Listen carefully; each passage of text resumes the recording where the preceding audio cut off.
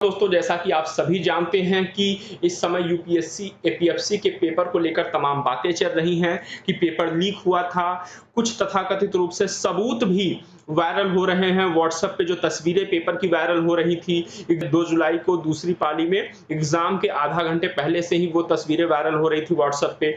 तो उन सभी तस्वीरों को भेजा गया दूसरे दिन एग्ज़ाम देने के बाद, चूँकि तुरंत तो कुछ नहीं किया जा सकता, तो एग्ज़ाम देने के बाद यूपीएससी को भेजा गया। हालाँकि यूपीएससी उन जो है कि मेल्स का जवाब देने से बच रही है, उसने कोई जवाब नहीं दिया, ठीक है?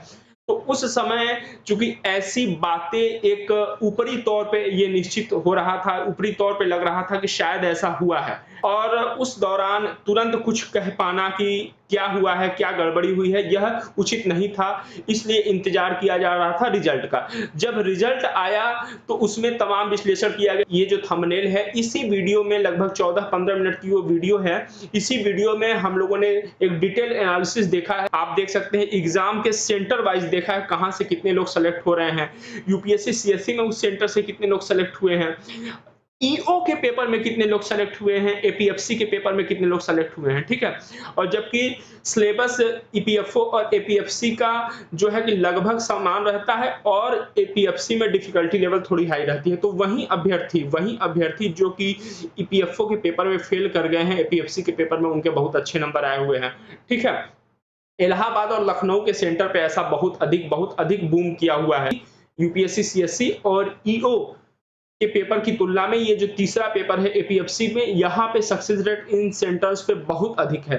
ठीक है, तो इन तमाम बातों को डिस्कस किया गया है इन वीडियो में, आप देख सकते हैं। तो जैसा कि मैंने पहले भी बताया हुआ है कि मैंने जबकि तमाम कोचिंग वाले तमाम टीचर ये दावा कर रहे थे कि इस बार एपीएफसी का या ईपीएफओ का जो कट ऑफ जाएगा वह 150-60 के आसपास रहने वाली है। मैं उस समय भी, जबकि तमाम कोचिंग वाले बोल रहे थे, मैं स्पष्ट तौर पे मैंने बोला था कि नहीं, सब कुछ होने के बावजूद भी कट ऑफ इस बार और भी अधिक जाएगी, कट ऑफ अधिक रहेगी।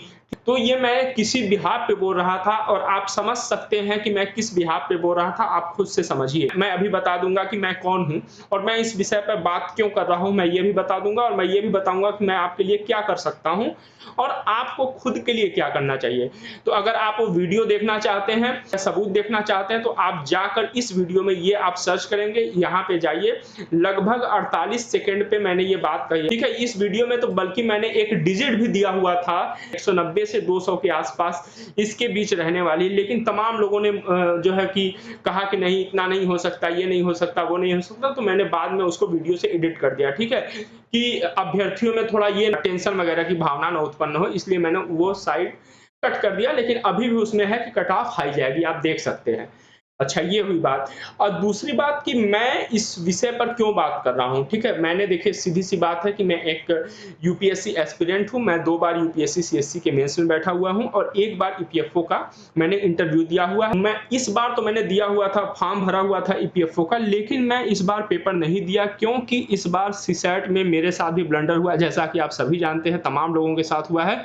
तो मेरे साथ भी ब्लंडर हो गया, थोड़ा इसी टेंशन में, इसी उसमें मैं तैयारी नहीं कर पाया ईपीएफओ की, इसलिए मैं एग्ज़ाम नहीं दिया। लेकिन जब रिज़ल्ट आया, जब उसका एनालिसिस देखा गया, किया गया, तो ये पाया गया कि नहीं, कुछ जो है कि अनियमितताओं की संभावना बन रही है और इन अनियमितताओं से संबंधित जो प्रूफ थे उनको इकट्ठा किया गया। जो सेंटर्स थे जहाँ पे एग्ज़ाम कंडक्ट कराए गए थे, उनका डिटेल एनालिसिस किया गया।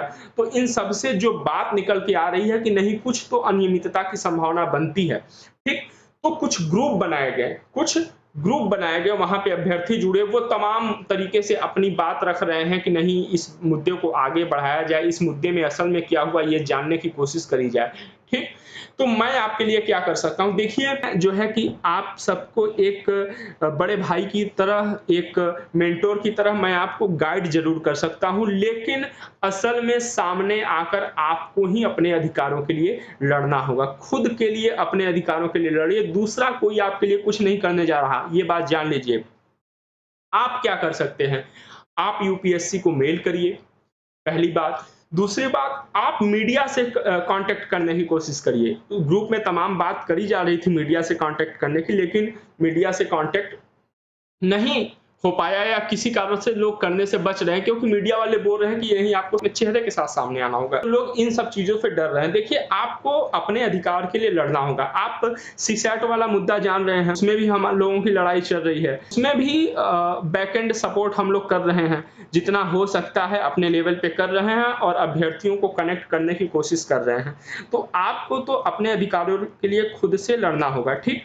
अगर हम इसकी बात करें, इस पोस्ट पे आप जाकर देखिए, बहुत सारे कमेंट आए हुए हैं, बहुत सारे कमेंट आए हुए हैं इस संदर्भ में, इन अनियमितताओं के संदर्भ में। आप देख सकते हैं कुछ कमेंट ऐसे थे कि जिनको पढ़ के बिल्कुल दिल बैठ जा रहा था, ठीक? ये देखिए लखनऊ, ये देखिए यहाँ बात करी जा रही है। ये देखिए, आप मेहनत करते हैं, जी तोड़ मेहनत करते हैं, समय बर्बाद होता है, ज़िंदगी भी बर्बाद होती है, लेकिन कुछ नहीं होता किन्हीं कारणों से। पहली कुछ गलतियाँ तो हमारी खुद की होती हैं, कुछ गलतियाँ कहीं और से होती हैं जिन्हें हमें ढोना पड़ता है समय के साथ। आप देख सकते हैं यहाँ पे ये एक अभ्यर्थी हैं, ठीक है? 6 महीने तक 12 घंटे की प्रिपरेशन, 5 बजे से सुबह 5 बजे से रात 11 बजे तक 2 कोचिंग पढ़ना, कोचिंग का फीस जमा करना, बाकी सारे एग्ज़ाम्स को एक तरफ रख के केवल एपीएफसी की तैयारी करना। उसके बाद ये होना साथ में कितना तोड़ देता है अभ्यर्थियों को अंदर से, आप ये खुद समझ सकते हैं क्योंकि आप खुद एक अभ्यर्थी हैं। इस पे एक मुझे बहुत अजीब थोड़ा मुझे लगा था, हम किसी के खिलाफ नहीं हैं, हम किसी के खिलाफ नहीं हैं। अगर आपका हुआ है मैम ना, आपका हुआ है तो काफ़ी खुशी की बात है कि आपने मेहनत से आपने दोनों एग्ज़ाम निकाला, ईपीएफओ का भी निकाला है, एपीएफसी का भी निकाला है। लेकिन आपका हुआ है केवल इसलिए, देखिए इन्होंने मुझसे बोला था, ठीक है? इन्होंने मुझसे बोला था, मैंने इनको बोला कि आप अपना टेलीग्राम अकाउंट ड्रॉप करिए या मेल अकाउंट ड्रॉप करिए, मैं आपको मेल करता हूँ, ठीक है? सारे प्रूफ मैं आपको भेजता हूँ। और ये बता रही हैं कि इनका दोनों में हुआ है। इनका ईपीएफओ में भी हुआ है और एपीएफसी में भी हुआ है। तो आप ये समझिए, देखिए ये कह रहे हैं कि नहीं चीटिंग इम्पॉसिबल है। भैया क्यों इम्पॉसिबल है? इम्पॉसिबल कहीं भी कुछ भी नहीं है, क्योंकि हम ही जैसे लोग हैं ना।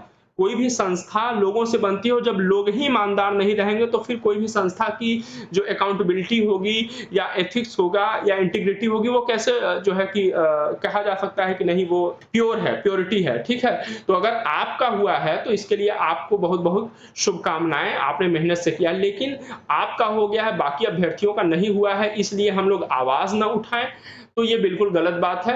हम लोग बात करेंगे, हम लोग आवाज़ उठाएँगे और निश्चित तौर पे देखिए जो कुछ भी करना है बहुत जल्दी करना होगा, क्योंकि चाहे सरकार से बात करनी होगी, चाहे कोई भी कदम उठाना होगा बहुत जल्दी करना होगा। केवल आप ही लोगों को नहीं, एपीएफसी वालों को भी नहीं, सीसैट वालों को भी। नहीं तो सितंबर में, मिड सितंबर में आपका यूपीएससी, सीएससी का मेंस की परीक्षा है, ठीक है? अब अगस्त लगभग आने वाला है, अब जुलाई खत्म हो गया, अगस्त आने वाला है, आप कुछ नहीं कर पाएँगे और कुछ हो भी नहीं पाएगा अगर अभी आप बहुत एक्टिव नहीं हुए तो। केवल ग्रुप बनाकर ग्रुप में काम करने से नहीं होगा। अब आपको बहुत ही कॉन्क्रीट लेवल पे उतरना होगा और यही बात मैं एपीएफसी वाले ग्रुप से भी करना चाहता हूँ कि आपको कॉन्क्रीट लेवल पे उतरना होगा, तब कुछ संभावना है कि कुछ गुंजाइश बनती है कि आपको सफलता मिलेगी, ठीक है? अन्यथा मैं बहुत ही ट्रू बता रहा हूँ, बहुत ही मतलब ये कह सकते हैं बहुत ही कटु वर्ड बोल रहा हूँ, कटु शब्द बोल रहा हूँ, अन्यथा जबकि यूपीएससी सीसैट में मैं भी फँसा हुआ हूँ, ठीक है? अन्यथा मुश्किल है, मतलब बस आप ये जान लीजिए अन्यथा मुश्किल है, तो तमाम चीज़ें आपके सामने हैं, आप खुद से अपने भविष्य के बारे में सोच सकते हैं। चलिए फिर हम लोग मिलेंगे, जय हिंद, जय भारत।